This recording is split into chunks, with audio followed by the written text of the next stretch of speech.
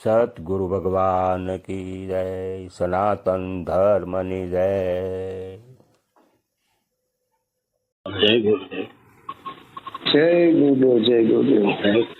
આ પાંચ તત્વનું દેહ રૂપી, શરીર રૂપી, કાયા રૂપી મારું આ આસન છે. આની અંદર મન એ સેવક છે, પૂરતા એ શિષ્ય છે અને શબ્દ ગુરુ છે. કંઈક વાતચીત સેના પ્રત્યે હતી કે ભાઈ આત્મ પરમાત્મ માં કઈ રીતે જવું. મારી પાસે બેઠા હતા ને એ પ્રશ્ન એ લોકોનો હતો, આત્માથી પરમાત્મા સુધી કેમ પહોંચવું. એના માટે અનેક ઓડિયોમાં હું બોલી ચૂક્યો છું કે શ્વાસોશ્વાસની અંદર ચાલતો જે સોહમ શબ્દ છે, ત્યાં તમારા મનને જોડી દો, સ્થિર કરી દો અને કોઈ પણ પ્રકારની બળજબરી નહીં, ક્રિયાકાંડ નહીં, કોઈ પણ પ્રકારની ક્રિયા ના થવી જોઈએ. સહજ અવસ્થામાં શ્વાસ જે રીતે ચાલી રહ્યા છે તે જ રીતે શ્વાસને ચાલવા દેવાનો છે. ક્રિયા નહીં કરવાની, જેમ ચાલતો એમ જ ચાલવા દેવાનો. માત્ર મન દ્વારા ત્યાં જોયા કરવું. જેવી રીતે ભગવાન બુદ્ધ આ લાઈન પર ચાલી અને મુક્તિ મોક્ષને પ્રાપ્ત કરી ગયા હતા, જેવી રીતે મહાવીર ભગવાન પણ આ જ લાઈન ઉપર ચાલ્યા હતા. પછી આ લાઈન પર ચાલીને જ્યારે શ્વાસની ક્રિયા જે છે ને જમણી નાડી જ્યારે સમાન માત્રામાં ચાલવા લાગે છે ત્યારે સુખનાનું જ્ઞાન. અને પછી આ શ્વાસોશ્વાસની અંદર જે સોહમ શબ્દ ચાલી રહ્યો છે તે ધીરે ધીરે ધીરે ધીરે ઉર્ધ્વ ગતિ પકડે છે અને એ ઉપર ચડે છે. ઉપર ચડતો ચડતો ઈંગડા પિંગળાને સૂક્ષ્મના ત્રિકુટી સ્થાનમાં આવે છે. ત્રિકુટી સ્થાનમાં જ્યારે આવે છે ત્યારે સુષુમ્નાનું દ્વાર ખુલે છે. સુષુમ્નાનું દ્વાર એ જ ભગવાન ભોલાનાથનું ત્રીજું નેત્ર છે. ત્રીજું નેત્ર એ જ જ્ઞાન દ્રષ્ટિ, ત્રીજી આંખ છે.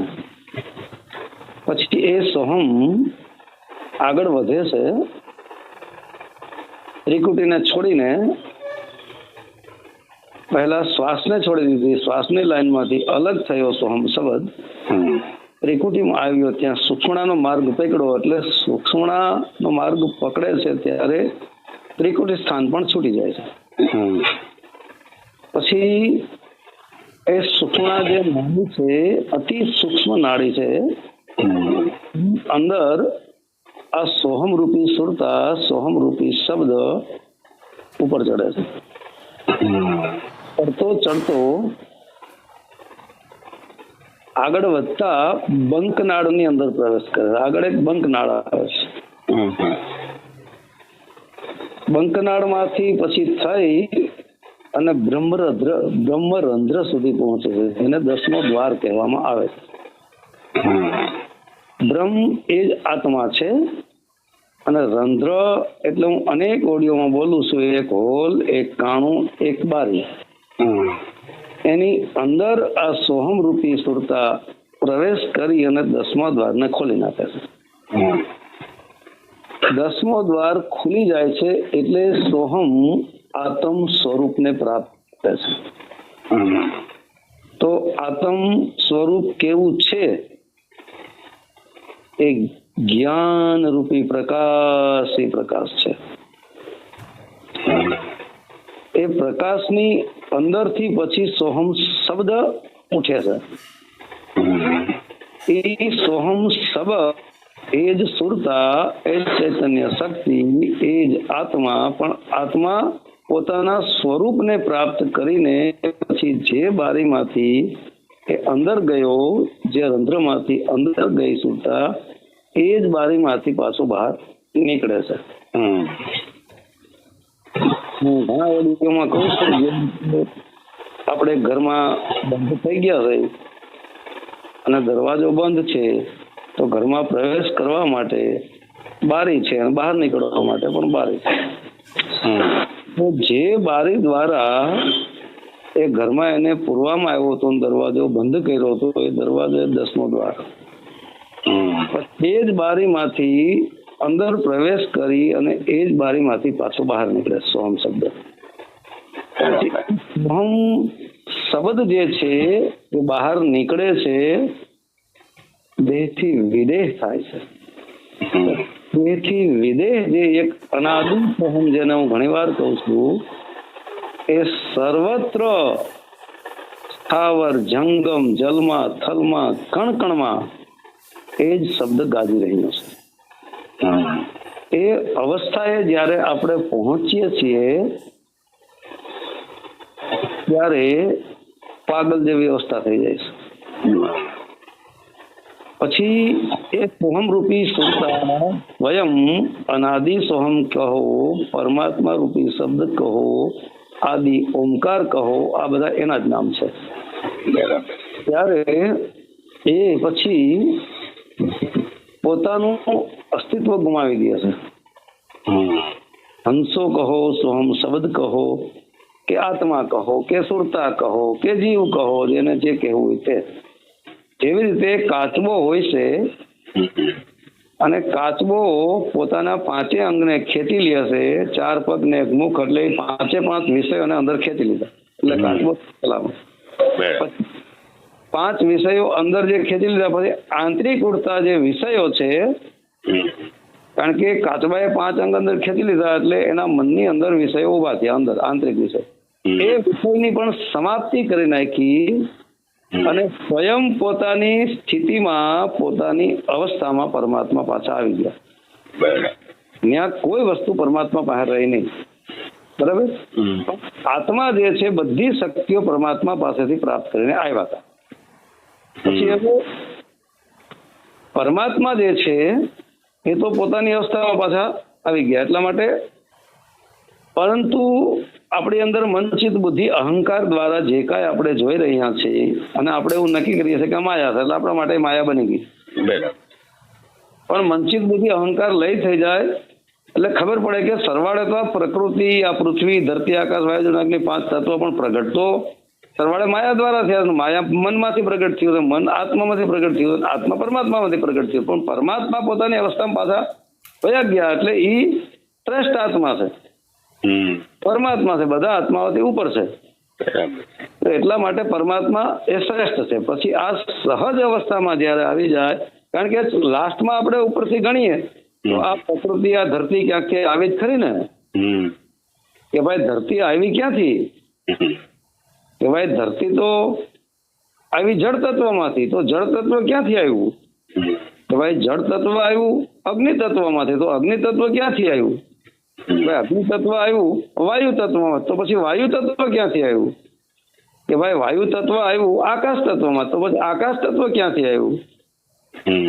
આકાશ તત્વની રચના કરનાર જે છે એ જ આ આત્મા છે. હવે પરમાત્મા એ શું છે, એ ક્યાંથી આવ્યા, તો પરમાત્મા ક્યાંથી આવ્યા એને જાણવા જે લોકો જાય છે એ સ્વયં ખોવાઈ જાય છે. કારણ કે પરમાત્મા એ કથણી બકણીમાં નથી. પરમાત્માને જાણવા માટે જ્ઞાનીય થાકી ગયા, ધ્યાનીય થાકી ગયા, વિજ્ઞાની થાકી ગયા. આવી આ અકથ કહાની છે. આ કથવામાં કથણી બકણીમાં આવે એમ નથી. તો સહજ અવસ્થાનો અર્થ જ છે પાગલપણો. જેમ નરસિંહ મહેતા પાગલ થઈ ગયા હતા, મીરાબાઈ પાગલ થઈ ગયા હતા, ગીગા બાપુ પણ, આ બધા જે સંતો પાગલ અવસ્થાને પ્રાપ્ત કરી ચૂક્યા, મતલબ સહજ અવસ્થાને પ્રાપ્ત કરી ચૂક્યા. કારણ કે પાગલ વ્યક્તિ જે હોય એને તો ખબર જ નથી હું ગુરુ ને હું ચેલા. જો સ્વયં પોતાની અવસ્થામાં આવી ગયો છે, પરમાત્મા સ્વરૂપ બની ગયો છે. હે બરાબર. તો પછી આ લાસ્ટની અવસ્થા છે, ત્યાં ગુરુ નથી કોઈ, ત્યાં શિષ્ય નથી. ગુરુ શિષ્ય સરવાળે એક બંધન છે. બરાબર. એટલા માટે હું કહું છું ભાઈ કે ગુરુએ તમને રસ્તો બતાવ્યો, સારી વાત છે ગુરુ કરવા, એ ગુરુ, પણ ગુરુ મળવા પડે ને સાચા. હા, અને સાચો જે ગુરુ છે એ જાજા ચેલીઓ ચેલા મૂંડતો જ નથી. અને સહજ અવસ્થાને પ્રાપ્ત કરી ચૂકેલો વ્યક્તિ એને તો ખબર જ નથી હું ગુરુ ને હું ચેલા. તો ગુરુ ને ચેલા આ મૂંડવામાં પડ્યા છે ને, એ ખરેખર સહજ અવસ્થામાં નથી, આત્મ પરમાત્મ શબ્દ અવસ્થાને પ્રાપ્ત નથી કરી. એ બધું એક ધંધો છે. ઘણા તો એમ કે છે કે આત્મ સ્વરૂપ છો, ઘણા એમ કે છે કે શબ્દ સ્વરૂપ છો, ઘણા એમ કે છે કે સર્વવ્યાપક શબ્દ છો, ઘણા એમ કે સર્વવ્યાપક છો પરમાત્મા. બોલવું હેલી વાત છે, પણ એ ઘરે પહોંચી ગયો હોય એ જોતો સાંભળતો ને બોલતો જ બંધ થઈ જાય. બરાબર. બોલે છે એટલે તો આ બોલનારો કોણ? એમ બોલનારો એ આત્મા જ છે. તો પછી એને તું ઓળખી ગયો એ અવસ્થામાં હોય તો ત્યાં તારું શરીર તો છૂટી જાય છે. આત્મ પરમાત્મ શબ્દ સ્વરૂપ બનવું એટલે સામાન્ય બાબત નથી, નાની માના ઘર નથી, આ કોઈ ભીના બટેટા નથી કે હર કોઈ એને લઈ લે. આ અવસ્થાએ પહોંચનાર વ્યક્તિ પાગલ થઈ જાય, અને જે પાગલ બની ગયો ને કાંઈ ચેલા ચેલીની જરૂરત જ નથી. એટલે આ બધું નાટક છે. નાટક 100%. હે 100% નાટક જ હાલે છે. હા, તો પછી હા, દુનિયામાં હાલે છે ડીંડવાણું, સાચું એનું કારણ ન સમજાણું, બધા ડીંડવાણા ફસાણા. અને જેને સાચું કારણ સમજાઈ જાય છે એ પછી આમાં કઈ ઝંઝટમાં રહેતો જ નથી. સારું, તો વાણીને વિરામ આપશું. જય ગુરુદેવ. જય ગુરુદેવ. સત્ય સનાતન. જય હો, જય હો.